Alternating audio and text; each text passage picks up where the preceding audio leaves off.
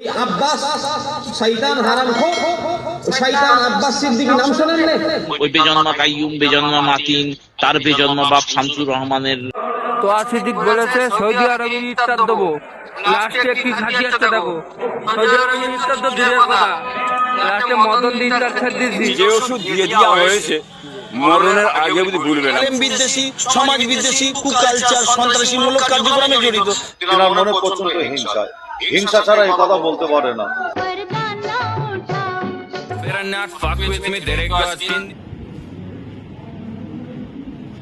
চলেন বন্ধুরা, ইন্ট্রো তো আপনারা দেখে নিলেন, কি হবে না হবে নিশ্চয়ই বুঝতে পারছেন। পীরজাদাদের ভক্ত যারা, যেমন পীরজাদাদের মুখের ভাষা তেমন তাদের নাজায়েজ অওলাদগুলোর মুখের ভাষাও। আসসালামু আলাইকুম বন্ধুরা, আশা করছি আপনারা সবাই ভালো আছেন। আলহামদুলিল্লাহ আমিও অনেকটাই ভালো আছি আল্লাহ পাকের অসীম কৃপাতে। তো চলেন আজকের এই ভিডিও শুরু করা যাক।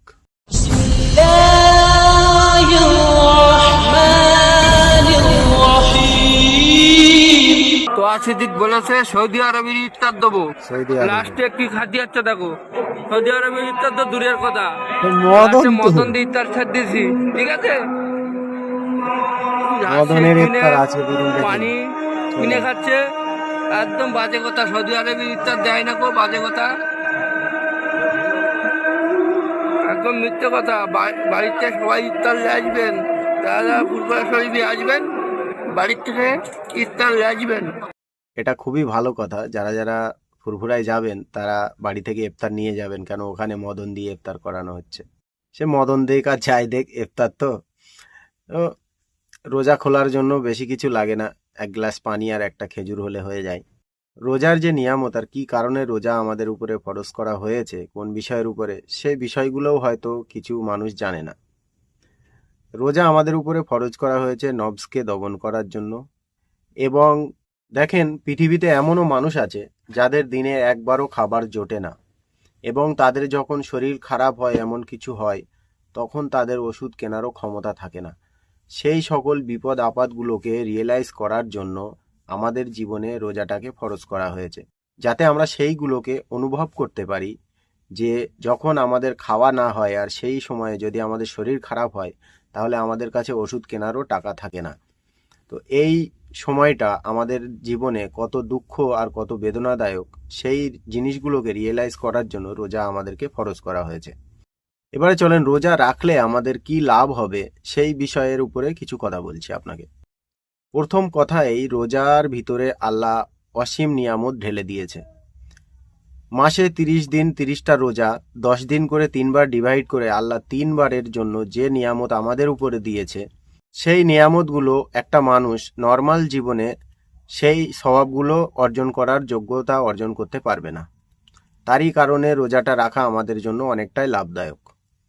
আর দ্বিতীয় কথা, রোজা রাখতে গেলে আপনাকে সারাদিন না খেয়ে থাকতে হয়। না খেয়ে থাকলে আমাদের পেটের ভিতরে যে পোকাগুলো আছে, যেগুলো আমাদের খাবারগুলো যারা হজম করে, যখন আমাদের পেটে খাবার পড়ে না, তখন তারা খাওয়ার জন্য আমাদের শরীরে যে রোগগুলো আছে, যে খারাপ সেলসগুলো আছে, সেইগুলোকে তারা খেয়ে ফেলে। তার কারণে আমাদের ফিটনেসটাও অনেকটা ভালো হয়ে যায়। তো রোজা রাখা আমাদের জন্য অনেকটা জরুরি এবং প্রয়োজন। আর নেকি অর্জন করার একমাত্র শর্টকাট উপায় হচ্ছে আমাদের জন্য রোজা।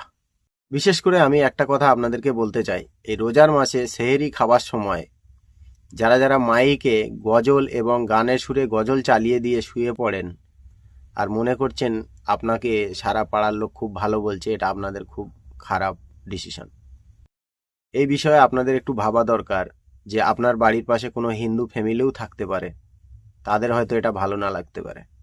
আপনারা একটা জিনিস রিয়েলাইজ করুন যে মসজিদের ভিতরে আপনারা গানের সুরে গজল চালিয়ে দিয়ে বসে থাকছেন, এটা কোন কোরআন হাদিসে আছে আমাকে একটু জানা দরকার ছিল, আমি তো খুঁজে পাইনি। আর যারা চালান তাদের যদি জানা থাকে তাহলে একটু আমাকে জানাবেন।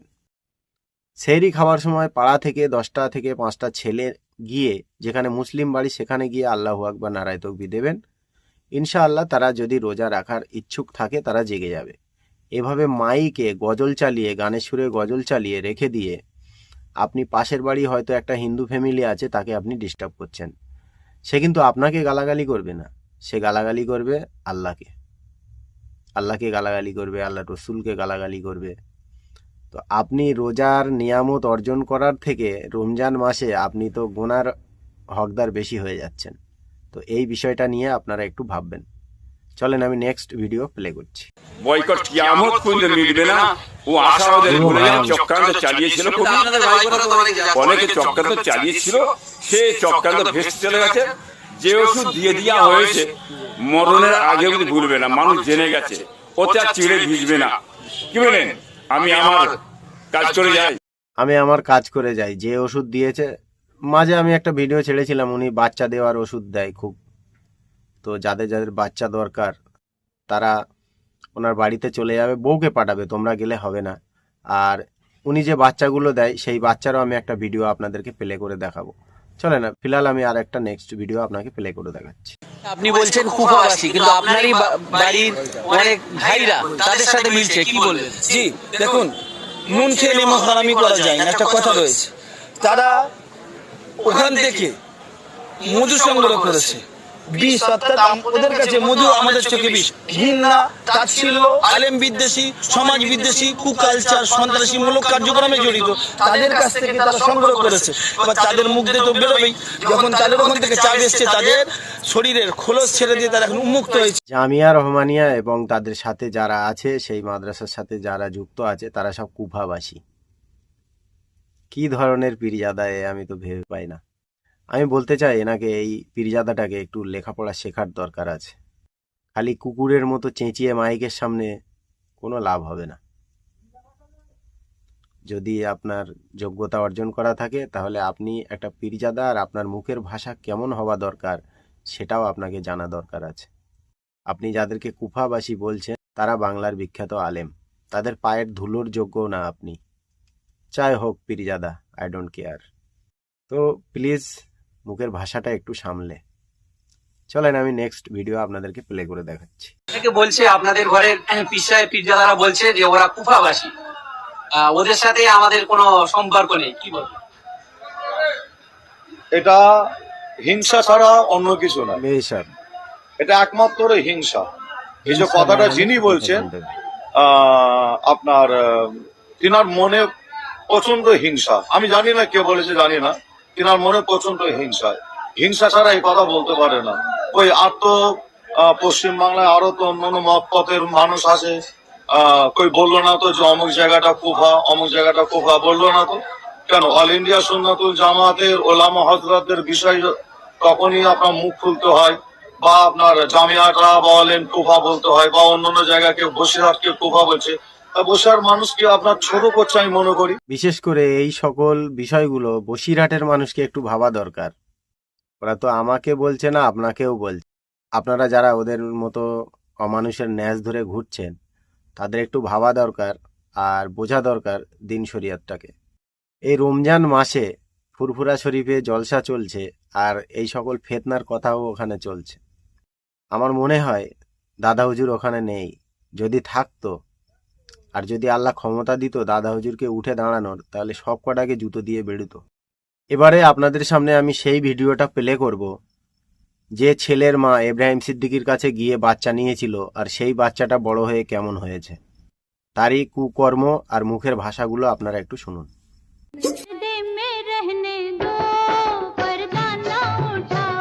আল্লাহর জেকেরে গান সেটিং করেছে। তো শামসুর রহমানের অবৈধ সন্তান যদি তহাউজুর রামরহিম হয়, তো তোদের কাইয়ুম, ওই বেজন্মা কাইয়ুম, বেজন্মা মাতিন, তার বেজন্মা বাপ শামসুর রহমানের চান। আর 1 নম্বর হারামি, মানে 1 নম্বর, এরা আমাদের 2 নম্বর বলতে 1 নম্বরটা কি জানেন? শামসুর রহমান হচ্ছে 1 নম্বর হারামি, সে হচ্ছে খজা। বিশ্বাস নয় তার খবরে জিজ্ঞেস করেন। কাইয়ুম যে স্টেজে ওয়াজ করবে সেই স্টেজে আমাকে কিংবা আসাদুল ভাইকে রাখুক। মাতিন যে এখানে জলসা করবে সেখানে আমাকে কিংবা আসাদুল ভাইকে রাখুক। ওই কেলো মাটাটা যদি কোথায় জলসা করে ওই স্টেজে আমাদেরকে রাখুক। ওদের পায়জামা হলদে হয়ে যায়, আমার নাম চেঞ্জ করে দেবে। অ্যাকচুয়ালি জানো তো, আমাকে যে খবর আসলো শামসুর রহমানের কবরে পাগল কুকুরে কি পেশাব করছে, না পেশাব করেছে শামসুর রহমানের কবরে গিয়ে পাগলা পেশাব করেছে। আর ওই শামসুর রহমানের বৈধ সন্তানটা আমাদেরকে কুত্তা বলছেন। লজ্জা, জাতির লজ্জা। আচ্ছা, এর কি উত্তর দেবো বলো? এই সিলসিলা আইডিটা কার জানো? বলতে পারবে? এই তো ওই শামসুর রহমানের বেজন্মা সন্তান, ওই জিনাখোর।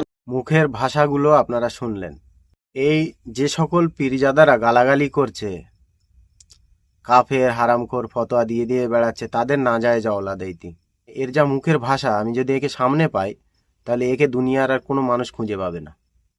আমি আপনাদের কাছে রিকোয়েস্ট করেছি আগের ভিডিওতে, এখনও করছি, এর পরিচয়, বাবার নাম, ফোন নাম্বার আমাকে একটু পাঠানো হোয়াটসঅ্যাপে যদি থেকে থাকে।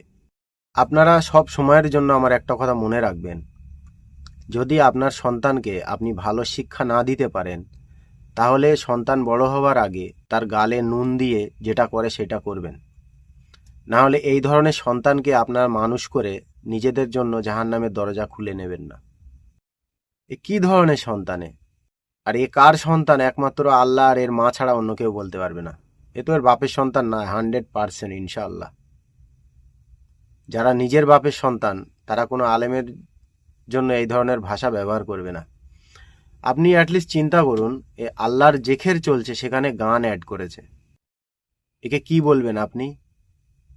যে সকল পীরজাদারা ভালো ভালো আলেমকে আপনারা কাফের ফতোয়া দিয়ে দিয়ে বেড়াচ্ছেন, এটা আপনাদের অওলাদ, নাজায়েজ অওলাদ বলে তাই এর বিষয়ে আপনাদের মুখ খোলে না। শরীয়তটাকে আপনারা একদম জুতোর তলায় মাড়িয়ে দিয়ে চলে যাচ্ছেন। কিসের নেশায়? সেই নেশাটা আমি দেখাচ্ছি, একটা ভিডিও দেখেন আপনারা। শয়তান ওই আব্বাস, শয়তান হারামখোর, শয়তান আব্বাস সিদ্দিকী নাম শোনেন না? শয়তানটা ভোটের লেগে তবলিগ, ওয়াহাবি, বেরুলি সব এক করে ফেলছে। খবরদার ধোঁকায় পা পড়বেন না। বাবা হুজুরের সিলসিলা গেলে লুকে পড়ে লেগেছে হারামখোর।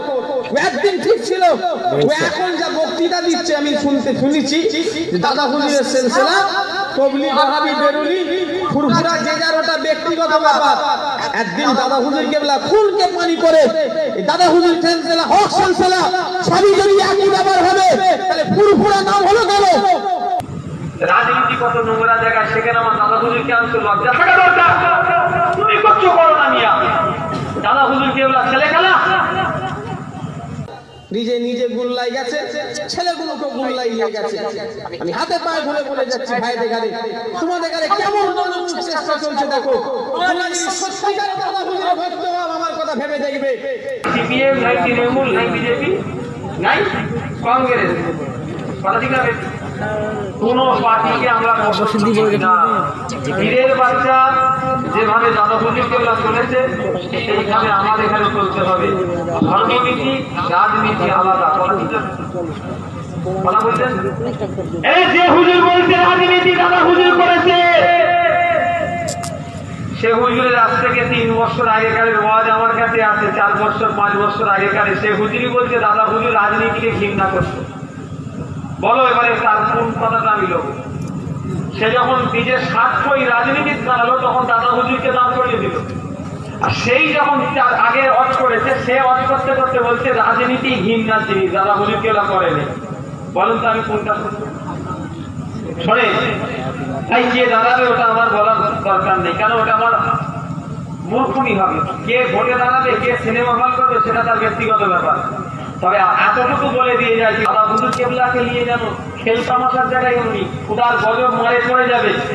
দাদা হুজুরকে রাজনীতি নিয়ে তার সঙ্গে করছো, কত বড় তোমার কাছে বুকের পাটা, যাকে আল্লাহ জামানার মুজাদ্দেদ করেছে, যার কবরের সওয়ালের জবাব স্বয়ং আল্লাহ রাসূল নিজে দিয়েছে। বলে বলেন সুবহানাল্লাহ। ওই মানুষটা রাজনীতি করবে, তোমার ধারণা হয়? এই সকল কুকর্ম একটাই জায়গায় গিয়ে শেষ হয়, সেটা হলো রাজনীতি। আজকে মুসলমানকে কোথায় ঠেলে দিতে চায় আব্বাস সিদ্দিকী, আপনারা নিজেরাই ভেবে দেখুন। আর যারা এদের পিছনে ঘুরছে তাদের পরিচয় আমি দিচ্ছি নেক্সট, এর পরের ভিডিওতে প্লে করে। আপনাদের একটুখানি ভাবা দরকার, যদি আপনারা সত্যি মুসলমান হয়ে থাকেন, রাজনীতি রাজনীতির জায়গায় থাকবে আর ধর্ম ধর্মের জায়গায় থাকবে। এই আব্বাস সিদ্দিকী যেদিন থেকে মাইক ধরেছে, সেই দিন থেকে ধর্মটা পুরো শেষ হয়ে গেছে পশ্চিমবাংলার ভিতরে। মাদ্রাসায় রাজনীতি চলছে, মসজিদে রাজনীতি চলছে, ভাই ভাইয়ের ভিতরে রাজনীতি চলছে, বাপ ভাই বেটার ভিতরে রাজনীতি চলছে, শুধু এই ব্যক্তিটার জন্য। এর কাছে ধর্ম কোনো মাইনে রাখে না, এর কাছে দরকার হলো পাওয়ার আর পয়সা। যাকে তাকে কাফের কাফের কাফের। আরে বাবা, যাকে কাফের বলছো সে যদি না হয় তাহলে তুমি নিজে কাফের হয়ে গেছো। এখনো বলছি সময় আছে, তাদের পায়ে হাত দিয়ে ক্ষমা চেয়ে নাও আর তওবা পড়ো, মুসলমান হওয়ার চেষ্টা করো। এবারে দেখেন, আমি যে কথাগুলো বলছি তার সত্য প্রমাণ হয়ে যাবে। আব্বাস সিদ্দিকীর আমি একটা ভিডিও প্লে করছি, আপনারা দেখেন। নামাজ পড়ছে,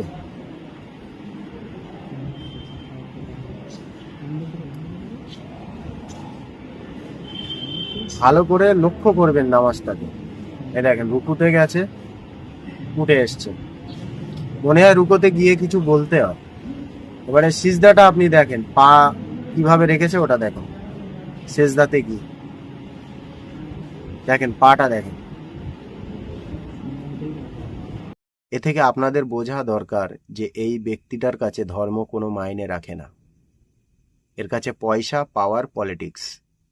দাদা হুজুরকে তুচ্ছ বলে মনে করে, শরিয়তটাকে পায়ের তলায় মিলিয়ে চলছে।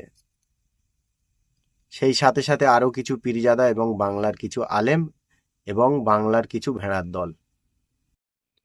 আমি একজনকে বলেছি, ভাই এইভাবে পা রাখলে আপনার সেজদা হয় না, তো তিনি আমাকে ফতোয়া দিলেন এটা মকরুব, মানে সেজদা হয়ে যাবে, সেজদাটা মকরুব হবে।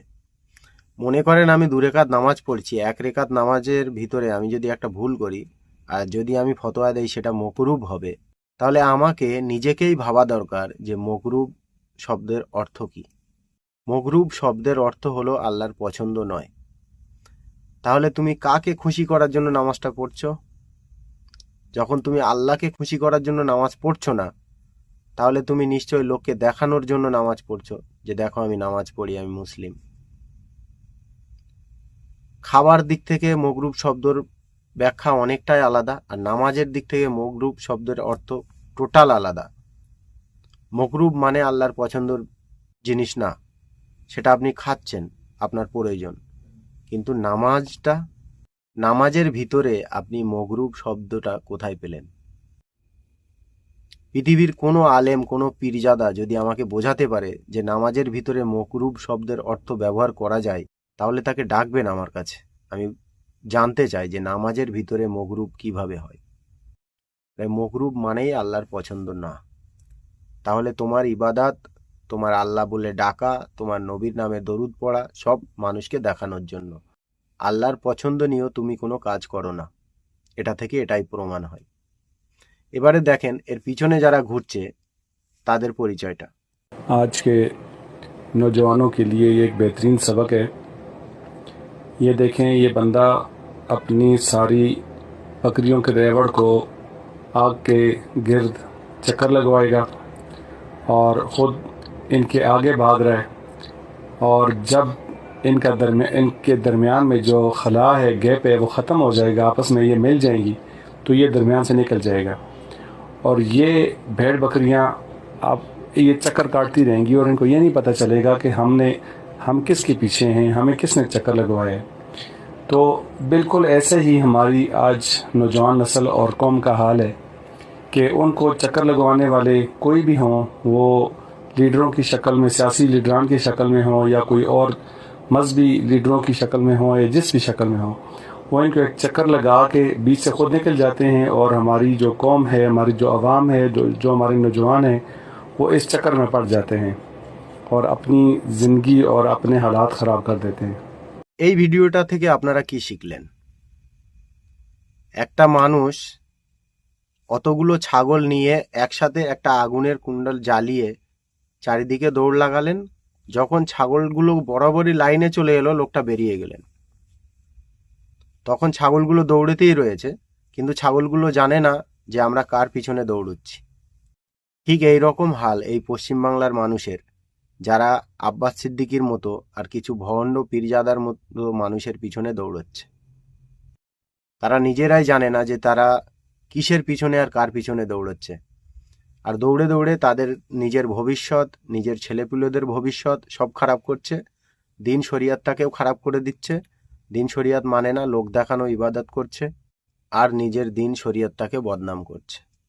বিশেষ করে আমাদের পশ্চিমবাংলার যারা ইয়ং জেনারেশন যারা আছে, তাদের ভবিষ্যৎ একদম শেষ হয়ে গেছে এই ধরনের কাজে।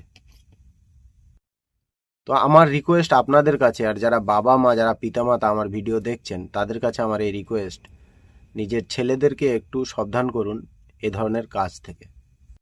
যদি এমনটাই মনে হয় যে এগুলো ফালতু কথা, আপনারা নিজের ছেলেদেরকে একটু লেখাপড়া শেখান। আর প্লিজ আপনারা একটু লেখাপড়া শিখুন। শিখলে আপনারা বুঝতে পারবেন যে ইসলাম কাকে বলা হয়। ইসলাম হচ্ছে একটা কমপ্লিট রিলিজন, যেটাকে পরিপূর্ণ করে আল্লাহ আমাদের উপরে পাঠিয়েছেন। কিন্তু আমরা সেটাকে ডিভাইড করছি, একে ওকে তাকে তাকে, মানে কোথায় কোথায় নিয়ে যাচ্ছি আমরা। আসলে আমাদের এই যে ব্রেনটা না আছে, এটা ওয়াশ হয়ে গেছে কিছু ভণ্ড ধর্ম রক্ষকদের সাথে থেকে থেকে। আমি এখনো বলছি, এদের কাছে ধর্মটা কোনো গুরুত্ব নয়, দিন শরীয়তটা এদের কাছে কোনো গুরুত্ব নয়। এদের কাছে গুরুত্ব পয়সা আর দুনিয়া। যারা দুনিয়ার পিছনে দৌড়চ্ছে তারা ওই ছাগলগুলোর মতো, কার পিছনে দৌড়চ্ছে তারা নিজেরাই জানে না।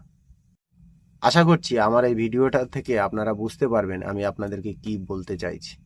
চলেন, আজকের জন্য ভিডিও আমি এখানে শেষ করছি। যদি বেঁচে থাকি ইনশাআল্লাহ নেক্সট ভিডিওতে আবার দেখা হবে। আসসালামু আলাইকুম ওয়া রাহমাতুল্লাহি ওয়া বারাকাতুহু।